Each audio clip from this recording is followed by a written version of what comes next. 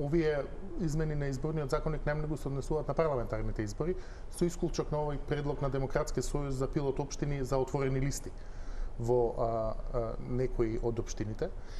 Видете, ако ги игнорираме пошироките политички импликации на изборниот модел, неговата главна задача е да обезбеди математички што е можно поверодостојно пресликување на волјата на избирачите во составот на собранието.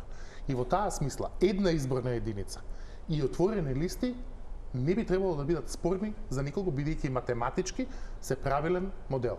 Вие имате во моментот места каде што пратеник се избира со 6000 гласа и места каде пратеник се избира со над 9000 гласа. Тоа е заради фрагментацијата на изборните единици. Спојувањето на изборни единици во една би го израмнило тој праг и гласот подеднакво ќе тежи секаде. Но, како и секаде, ѓаволот е во деталите. Изборен праг од 3% од излезените избирачи или 5% од излезените избирачи може да значи изборен праг од 50.000 гласа.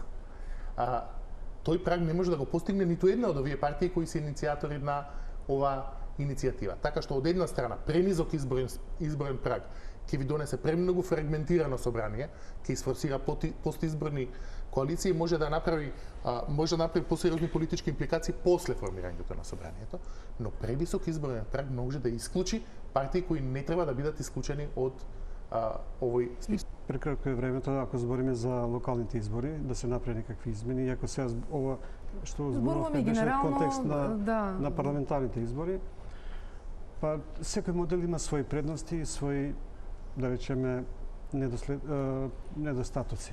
Секој модел. Ние од 91 до сега, не знам колку модели сменивме, нели? И секој има нешто добро, навистина. Не може да се каже дека ни еден не чини. Нормално дека за помалите партии